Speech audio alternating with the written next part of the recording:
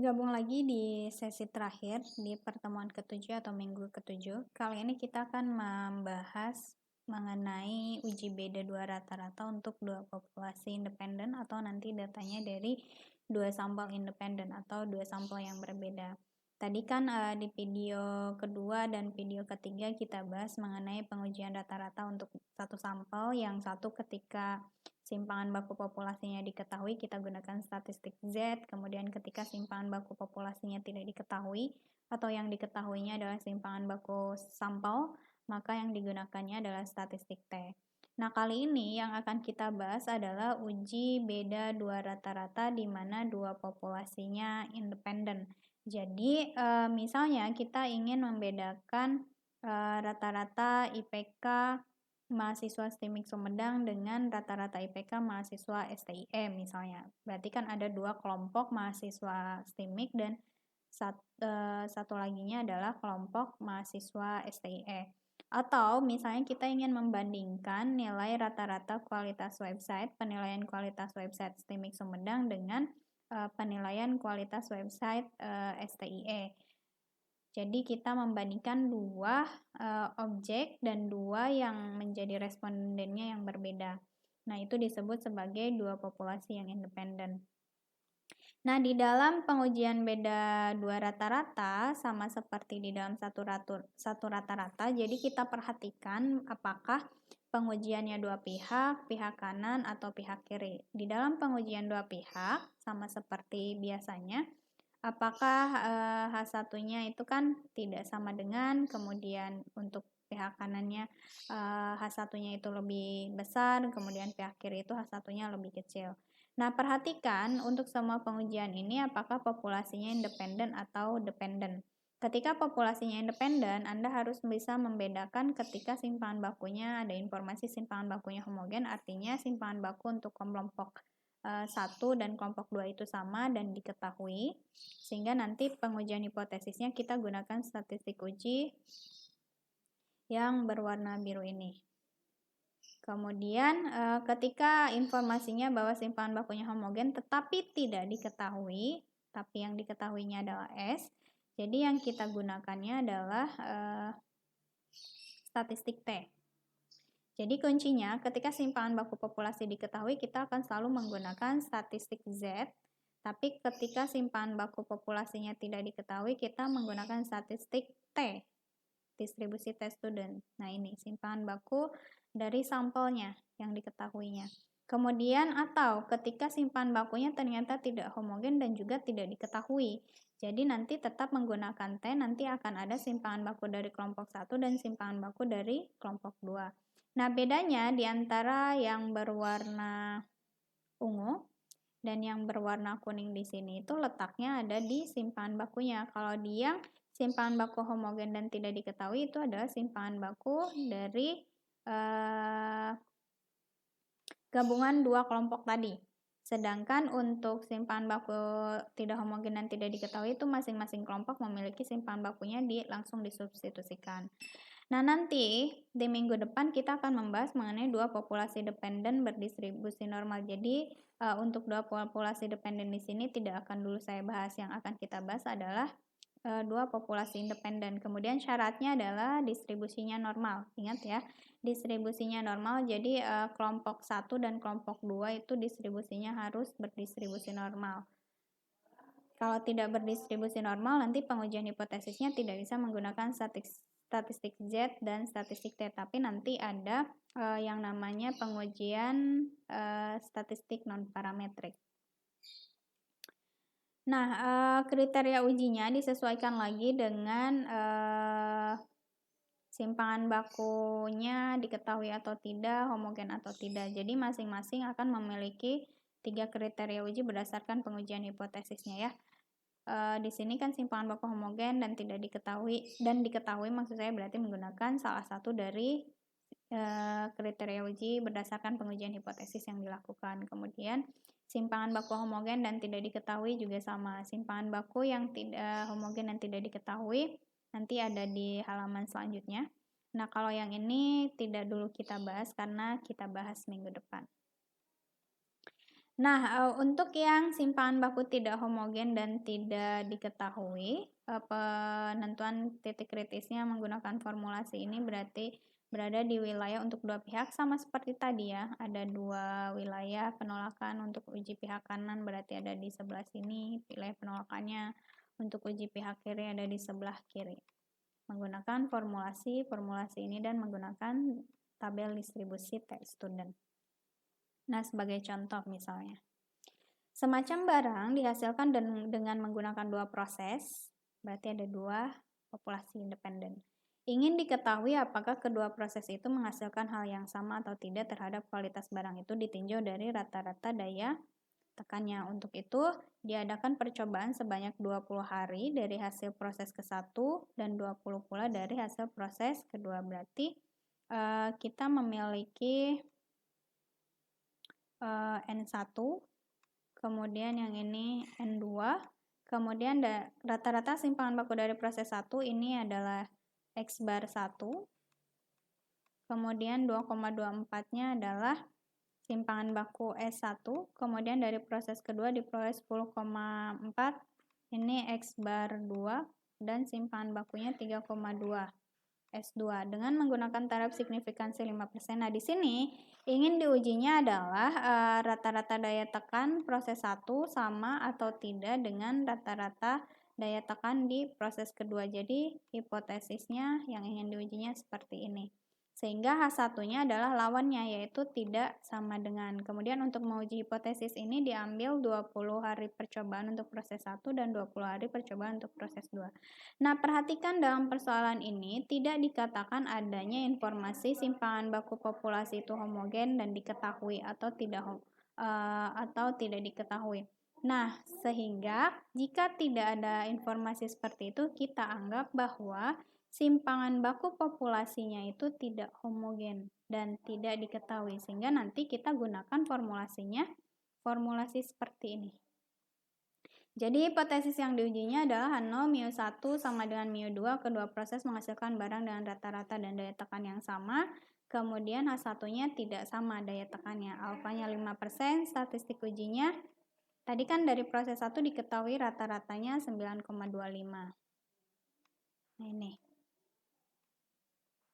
Kemudian simpangan baku dari proses 1 adalah 2,24. Kemudian ukuran sampelnya adalah 20 hari percobaan. Kemudian dari proses 2, X barnya diketahui 10,4, simpangan bakunya 3,12, kemudian ukuran sampelnya sama 20, hasilnya 1,339. Nah, tadi untuk pengujian dua pihak di dalam simpangan baku tidak homogen dan tidak diketahui, kita gunakan formulasi ini. Jadi Anda hitung titik kritisnya karena dia dua pihak, gunakan seperti ini. Nah, ini kan tadi juga sudah diketahui S1 simpangan baku dari proses 1, kemudian ukuran sampel dari proses 1, kemudian yang ini dari tabel T alpha per 2 N-1 yang sudah dijelaskan di video sebelumnya. Jadi ini T 0,02, T 0,025, degrees of freedom-nya adalah 19. Cari di tabel distribusi teks student yang nilai alfanya untuk 0,025 dan degrees of freedom-nya adalah 19. Hasilnya nanti diperoleh 2,09. Kemudian yang ini juga sama karena ukuran sampelnya sama, alfanya juga sama sehingga nilainya 2,09. Untuk yang berbedanya terletak di sini. Simpangan baku dari proses 1, ukuran sampelnya juga sama, yang bawahnya sama ya. Ini dari proses 2 sama. Kemudian yang berwarna hijau juga sama di sini. Dari sini. Nah, yang samanya itu karena ukuran sampelnya sama, dia nilai T-nya sama.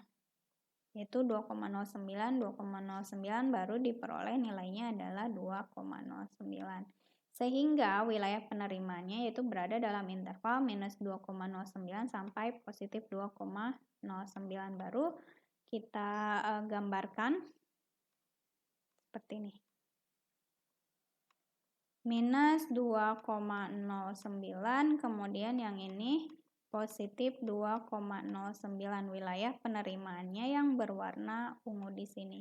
Kemudian tadi nilai statistik ujinya adalah hasilnya. Nah ini 1,339 nilai statistik ujinya 1,339 berarti ada di wilayah sini.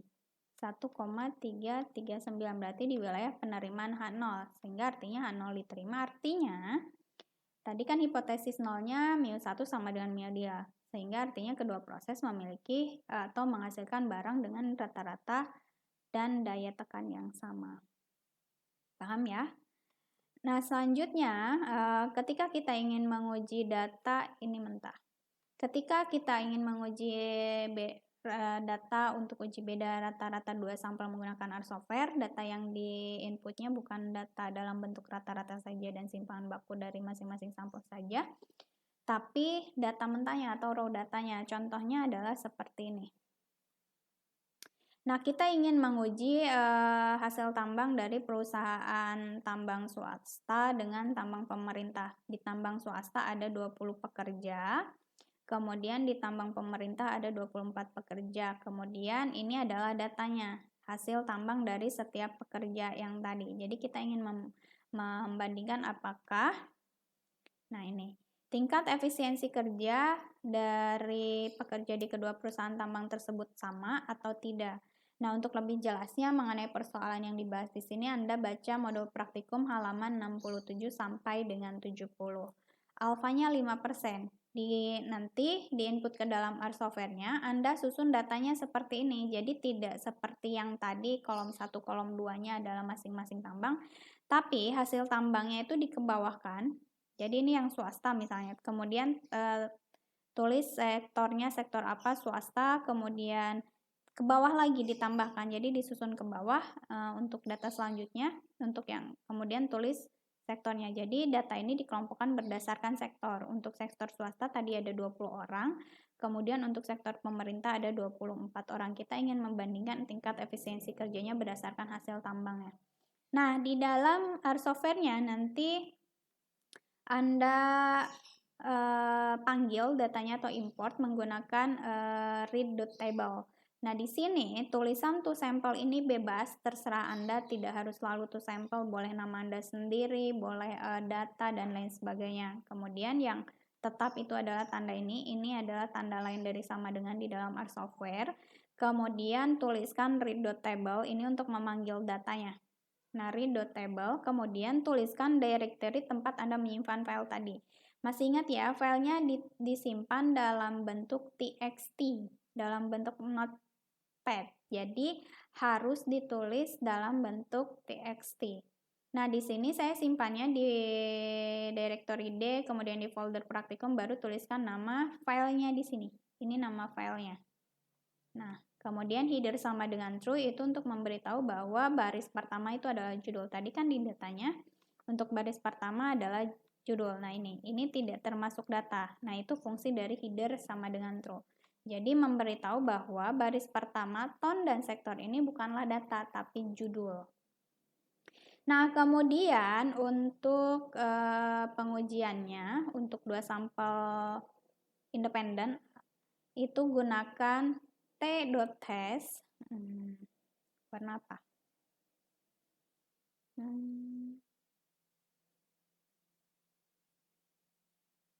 Ini ya. T.test. Kemudian tuliskan tone berdasarkan sektor. Ini tulisan ini harus sama persis dengan yang dituliskan dalam tabelnya. Jadi tidak boleh tulisannya harus sama persis. Tidak boleh misalnya di tabelnya itu kapital semua, di sininya nggak kapital. Nah, itu harus kapital semua sesuai dengan yang dituliskan dalam tabel. Kemudian tanda slash di tengah ini ada di bawah escape, di dalam keyboardnya atau YSC. Nah, ini tone berdasarkan sektor. Kemudian ini tulisan default data yang diujinya namanya apa? Tadi namanya adalah to sample.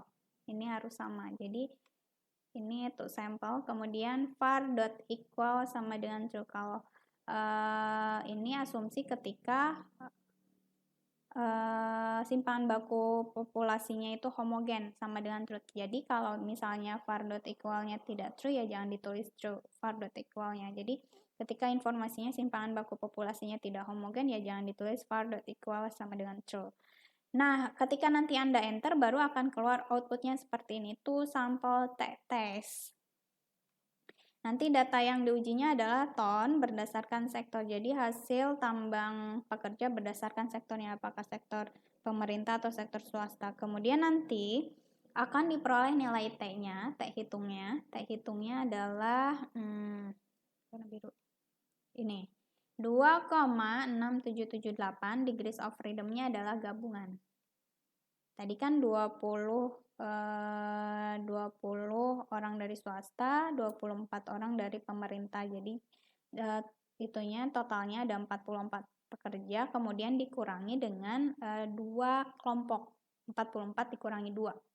Jadi yang ini adalah totalnya 20 ditambah dengan 24 dikurangi dengan 2 kelompok, yaitu 42. Nah, V-value-nya 0,01053. Kemudian, perhatikan yang saya beri warna hijau ini. Alternative hypothesis, true difference in mean is not equal to 0. Jadi, artinya, rata-rata